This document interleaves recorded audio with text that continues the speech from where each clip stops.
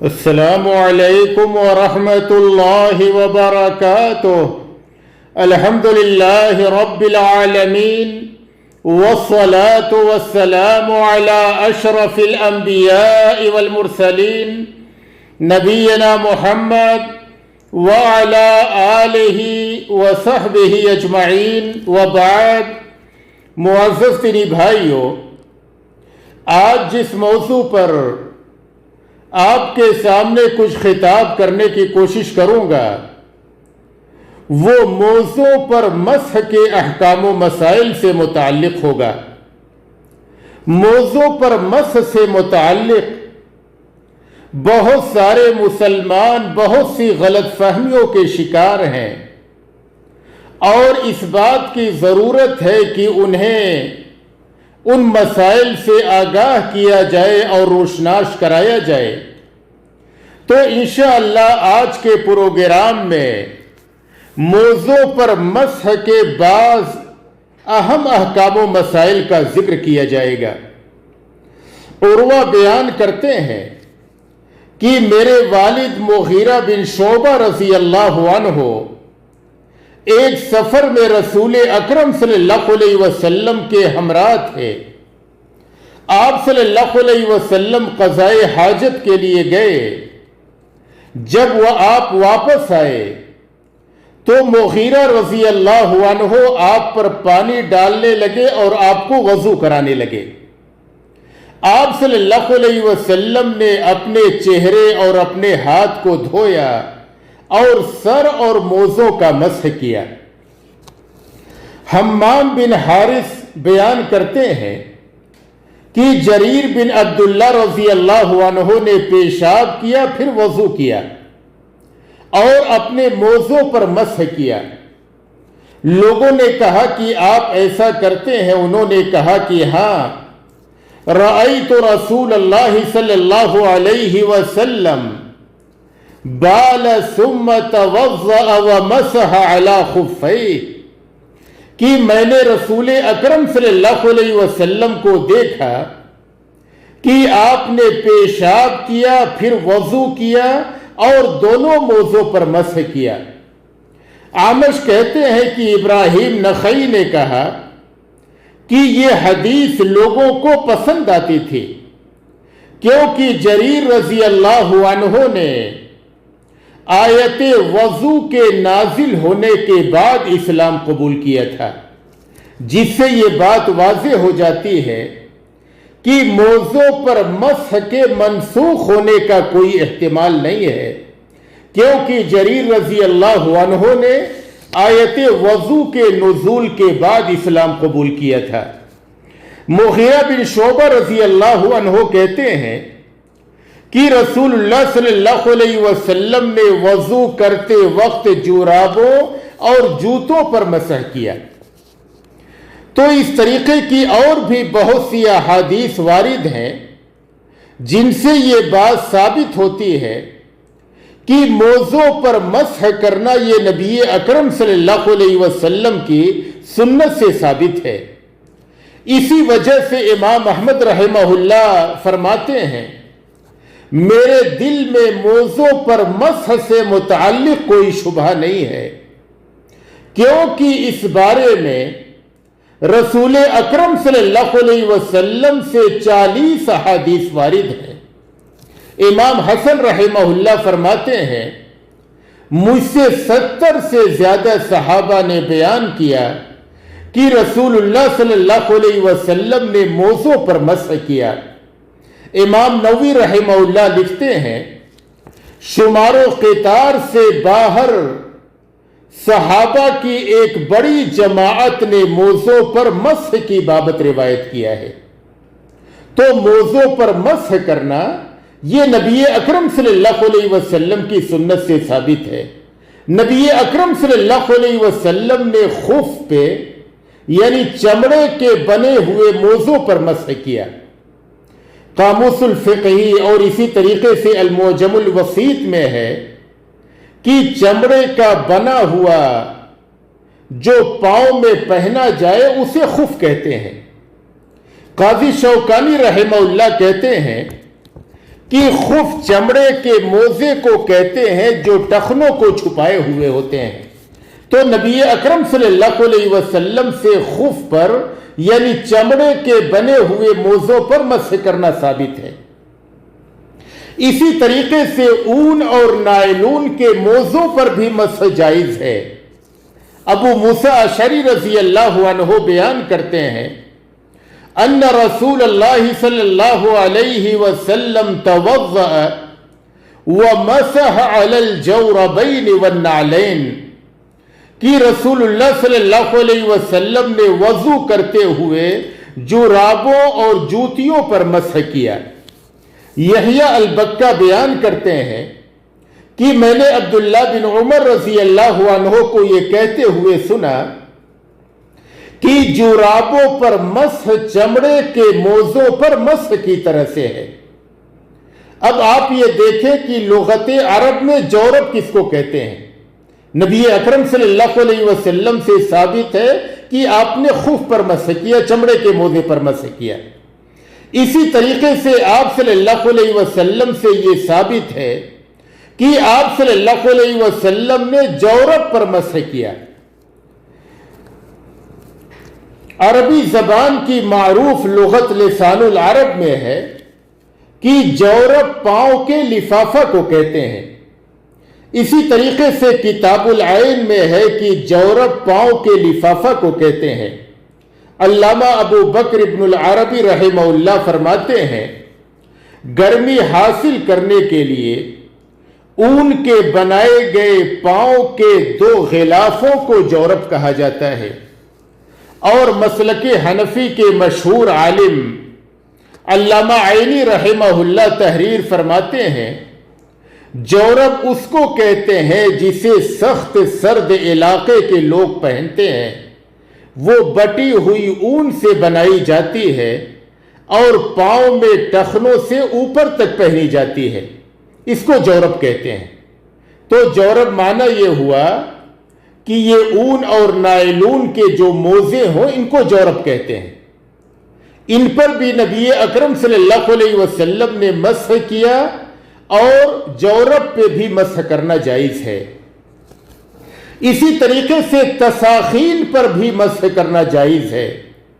ثوبان رضی اللہ عنہ بیان کرتے ہیں کہ رسول اللہ صلی اللہ علیہ وسلم نے ایک چھوٹی سی فوجی جماعت باہر بھیجی، انہیں سفر میں ٹھنڈک لگی، واپس آنے پر انہوں نے آپ صلی اللہ علیہ وسلم کی خدمت میں سردی کی شکایت کی، تو آپ صلی اللہ علیہ وسلم نے انہیں عماموں اور تساخین پر مسح کرنے کا حکم دیا۔ علامہ ابن الاسیر رحمہ اللہ تحریر فرماتے ہیں تساخین ہر اس چیز کو کہتے ہیں جسے پاؤں کو گرمی پہنچانے کے لیے پہنا جائے، خواہ وہ چمڑے کے ہوں یا اون وغیرہ کے موزے ہوں۔ ابن رسلان رحمہ اللہ لکھتے ہیں تساخین ہر اس چیز کو کہتے ہیں جسے پاؤں کو گرمی پہنچانے کے لیے پہنا جائے، خواہ وہ چمڑے کے ہوں یا یہ کہ اون وغیرہ کے موزے ہوں۔ تو یہ واضح ہو گیا کہ پاؤں جس چیز سے بھی ملفوف ہو اسے تساخین کہا جاتا ہے۔ پاؤں کو آدمی جس نے جس چیز سے بھی لپیٹ رکھا ہو سردی سے بچنے کے لیے اور وہ ٹخنے سے اوپر ہو اسے تساخین کہا جاتا ہے، خواہ وہ چمڑے کا ہو یا یہ کہ اون کا ہو یا نائلون کا ہو یا یہ کہ سوتی ہو۔ اگر ان میں مسح کی شرطیں پائی جاتی ہیں تو پھر ان پر مسح کرنا درست ہے۔ موزوں پر مسح کا کیا حکم ہے؟ یعنی یہ اللہ تبارک و تعالیٰ کی جانب سے ایک رخصت ہے جو اللہ تبارک و تعالیٰ نے عطا کیا ہے مسلمانوں کو مشقت سے بچنے کے لیے، کہ بندے مسلم ہر وضو کے وقت اپنے موزے کو نکالے اور پاؤں کو دھلے، اس میں ایک مشقت ہے۔ اس مشقت سے بچاؤ کے لیے اور آسانی عطا کرنے کے لیے اللہ سبحانہ و تعالی نے بندوں کو یہ آسانی عطا کی ہے کہ اگر وہ اپنے پاؤں میں موزے پہنے ہوئے ہوں تو موزوں پر مسح کر لیں، موزوں پر مسح کر لیں۔ امام احمد ابن حنبل رحمہ اللہ تحریر فرماتے ہیں کہ پیروں کو دھونے کے مقابل موزوں پر مسح کرنا افضل ہے، کیونکہ اس میں اللہ تبارک و تعالیٰ کی دی ہوئی رخصت پر عمل کرنا ہے اور اللہ کی عطا کی ہوئی رخصتوں کو اپنانا ان کو چھوڑنے کے مقابل افضل ہے۔ عبداللہ بن عمر رضی اللہ عنہ بیان کرتے ہیں کہ رسول اکرم صلی اللہ علیہ وسلم نے فرمایا ان اللہ یحب ان تؤتی رخصہ کما یکرہ ان تؤتی معصیتہ، کہ اللہ تبارک و تعالی جس طریقے سے ناپسند فرماتا ہے کہ اس کی نافرمانی کے کاموں کو کیا جائے، اسی طریقے سے پسند فرماتا ہے کہ اس کی عطا کردہ رخصتوں کو اپنایا جائے۔ نیز عبداللہ بن مسعود رضی اللہ عنہ سے مروی ہے کہ نبی اکرم صلی اللہ علیہ وسلم نے فرمایا ان اللہ یحب ان تقبل رخصہ کما یحب ان تؤتی عزائمہ، کہ اللہ تبارک و تعالی جس طریقے سے پسند فرماتا ہے کہ اس کے فرائض کو بجا لایا جائے، اسی طریقے سے پسند فرماتا ہے کہ اس کی عطا کردہ رخصتوں پر عمل کیا جائے۔ تو یہ اللہ تبارک و تعالیٰ کی جانب سے ایک رخصت ہے جو اللہ نے اہل اسلام کو عطا کیا ہے، لہٰذا اگر بندے مسلم پاؤں میں موزے پہنے ہوئے ہو اور اس کی شرطیں پائی جاتی ہو، باوضو ہو کر کے پہنا ہو، تو افضل یہ ہے کہ موزوں پر مسح کر لے۔ دوسری وجہ یہ ہے کہ موزوں پر مسح کرنے میں نبی اکرم صلی اللہ علیہ وسلم کے طریقہ کی پیروی ہے، کیونکہ آپ صلی اللہ علیہ وسلم کا طریقہ یہ تھا کہ اگر آپ صلی اللہ علیہ وسلم پیروں میں موزے پہنے ہوئے ہوتے تو ان کو نہ اتارتے بلکہ ان پر مسح کر لیا کرتے تھے، اور اگر نہ پہنے ہوتے تو پھر پاؤں کو دھو لیا کرتے تھے۔ شیخ الاسلام ابن تیمیہ رحمہ اللہ لکھتے ہیں کسی سے بھی یہ منقول نہیں کہ نبی اکرم صلی اللہ علیہ وسلم نے موزوں کو باوضو ہو کر پہنا ہو، پھر وضو ٹوٹ جانے پر دوبارہ وضو کرتے وقت موزوں کو نکال کر کے پیروں کو دھویا ہو، بلکہ آپ صلی اللہ علیہ وسلم موزوں پر مسح کر لیا کرتے تھے۔ لہذا رسول اللہ صلی اللہ علیہ وسلم کی پیروی میں موزوں پر مسح کرنا افضل ہے۔ شیخ تقی الدین رحمہ اللہ اس مسئلے کی بابت لکھتے ہیں اگر پاؤں ننگے ہوں تو ان کا دھونا افضل ہے، اور اگر پیروں میں موزے ہوں تو پھر ان پر مسح کرنا افضل ہے۔ تیسری وجہ یہ ہے کہ اس میں اہل بدعت روافض کی مخالفت ہے جو موزوں پر مسح کے منکر ہیں اور موزوں پر مسح کے بجائے پیروں پر مسح کرتے ہیں۔ امام ابن المنذر رحمہ اللہ فرماتے ہیں میری پسند یہ ہے کہ پیروں کو دھونے کے مقابل موزوں پر مسح کرنا افضل ہے، کیونکہ اس میں اہل بدعت خوارج اور روافض نے اس سنت پر تنقید کی ہے، اور جن سنتوں پر مخالفین نے تنقید کی ہو ان کا زندہ کرنا چھوڑنے سے افضل ہے۔ اب اس موضوع کا اگلا حصہ یہ ہے کہ موزوں پر مسح کی شرائط کیا ہیں۔ موزے خواہ چمڑے کے ہوں یا یہ کہ ان کے قائم مقام نائلون یا اون وغیرہ کے ہوں، ان پر مسح کے جائز ہونے کے لیے کچھ شرطیں ہیں۔ اگر وہ شرطیں پائی جاتی ہیں تو پھر ان موزوں پر مسح کرنا جائز ہے، اور اگر وہ شرطیں نہیں پائی جاتی ہیں تو پھر ان موزوں پر مسح کرنا جائز نہیں ہے۔ پہلی شرط یہ ہے کہ موزوں کو وضو کر کے پہنا گیا ہو، موزے کو وضو کر کے پہنا گیا ہو۔ مغیرہ رضی اللہ عنہ بیان کرتے ہیں کہ میں ایک سفر میں نبی اکرم صلی اللہ علیہ وسلم کے ہمراہ تھا.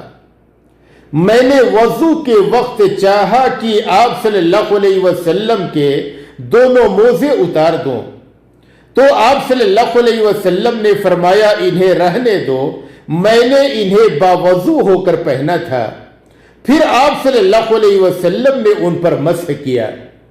دوسری شرط یہ ہے کہ موزہ پاک ہو، یعنی موزہ کسی نجاست اور گندگی کے لگنے کی وجہ سے اگر ناپاک ہو تو اس پر مسح جائز نہیں ہے، اور اگر موزہ پاک ہو تو اس پہ مسح جائز ہے.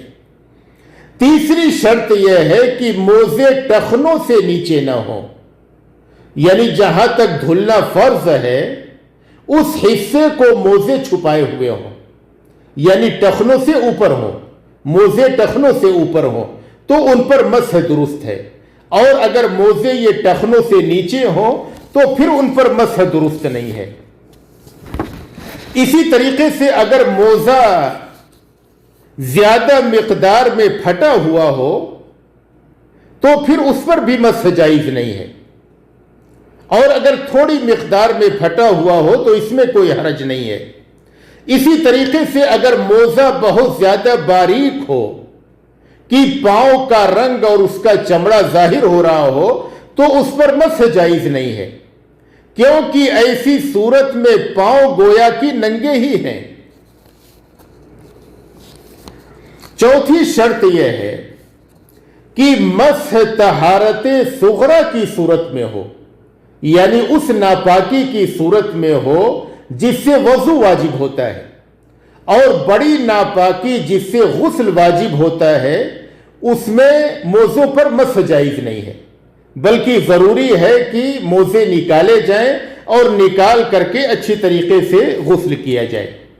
مثلا آدمی نے وضو کیا، وضو کر کے موزے پہنے ہیں، پھر اس کا وضو ٹوٹ گیا، یعنی ہوا کے خروج کی وجہ سے یا یہ کہ پیشاب یا قضاء حاجت یا نیند وغیرہ کی وجہ سے، اور پھر وہ دوبارہ وضو کرتا ہے تو پھر اس کے لیے درست ہے کہ ان موزوں پر وہ مسح کر لے. مسح کی مدت کیا ہے؟ مسح کی مدت مقیم کے لیے 1 دن 1 رات اور مسافر کے لیے 3 دن 3 رات ہے. شریح بن حانی رضی اللہ عنہ بیان کرتے ہیں کہ میں عائشہ رضی اللہ عنہ کے پاس موزوں پر مسح کی بابت پوچھنے کے لیے آیا تو انہوں نے کہا کہ علی بن ابو طالب رضی اللہ عنہ کے پاس جاؤ، ان سے پوچھو، کیونکہ وہ رسول اللہ صلی اللہ علیہ وسلم کے ساتھ سفر کیا کرتے تھے. شریح کہتے ہیں کہ میں نے علی رضی اللہ عنہ سے پوچھا تو انہوں نے کہا کہ جعل رسول اللہ صلی اللہ علیہ وسلم 3 ایام ولیالیہن للمسافر ویوما ولیلتا للمقیم، کہ رسول اللہ صلی اللہ علیہ وسلم نے مسافر کے لیے مسح کی مدت 3 دن 3 رات اور مقیم کے لیے 1 دن 1 رات مقرر فرمائی ہے، یعنی مسافر 3 دن 3 رات تک موزے پر مسح کر سکتا ہے، اور جو آدمی مقیم ہے وہ 1 دن 1 رات تک. عوف بن مالک رضی اللہ عنہ بیان کرتے ہیں کہ رسول اللہ صلی اللہ علیہ وسلم نے غزوہ تبوک میں مسافر کو 3 دن 3 رات اور مقیم کو 1 دن 1 رات موزوں پر مسح کرنے کا حکم دیا. امام احمد بن حنبل رحمہ اللہ فرماتے ہیں موزوں پر مسح سے متعلق یہ سب سے اچھی حدیث ہے، کیونکہ یہ آخری غزوہ غزوہ تبوک کی ہے اور آپ صلی اللہ علیہ وسلم کا آخری فعل یہی ہے، یعنی موزوں پر مسح کرنا. چنانچہ مسح کے منسوخ ہونے کا کوئی احتمال نہیں ہے. اب اس موضوع کا اگلا حصہ یہ ہے کہ موزوں پر مسح کی کیفیت کیا ہے. تو موزوں پر مسح کی کیفیت یہ ہے کہ بندے مسلم اپنے دونوں ہاتھ کی انگلیوں کو پانی میں تر کرے اور پانی گرا دے، پھر اس کے بعد داہنے پاؤں پہ داہنے ہاتھ کی انگلیوں کو یعنی پاؤں کی انگلیوں سے شروع کرے اور یہ کی پڈلی تک کھینچے. اپنی انگلیوں کو ہاتھ کی انگلیوں کو کشادہ رکھ کر کے پاؤں کی انگلیوں کے پاس سے شروع کرے اور ایک بار پڈلی تک کھینچے. اسی طریقے سے بائیں پاؤں پہ بھی کرے, یعنی بائیں ہاتھ سے بائیں پاؤں پہ بھی اسی طریقے سے ایک بار کرے. علی رضی اللہ عنہ کہتے ہیں کہ اگر دین کا معاملہ عقل پر ہوتا تو موزے کے نچلے حصے پر مسح کرنا اس کے اوپری حصے پر مسح کرنے سے بہتر ہوتا. میں نے رسول اللہ صلی اللہ علیہ وسلم کو دیکھا کہ آپ موزے کے ظاہری حصے پر مسح کرتے تھے. تو مسح کا طریقہ یہ ہوا کہ بندے مسلم اپنے پاؤں کے موزے کے ظاہری حصے پہ پاؤں کی انگلیوں سے شروع کر کے پڈلیوں کی جانب اپنے ہاتھ کی انگلیوں کو کشادہ حالت میں ایک بار کھینچے. اس طریقے سے مسح مکمل ہو جاتا ہے. اور یہ کہ یہ مسح ہمہ وقت درست ہے, خواہ موسم سرما ہو گرما ہو کوئی بھی موسم ہو, اس لیے کہ نبی اکرم صلی اللہ علیہ وسلم نے احادیث میں اس بات کی تحدید نہیں فرمائی ہے کہ یہ صرف سردی کے موسم میں ہے, بلکہ کسی بھی موسم میں اگر آدمی نے موزہ پہنے ہوئے ہے اور موزہ مسح کی شرطوں کے ساتھ ہے تو پھر اس کے لیے درست ہے, اس پہ مسح کر سکتا ہے.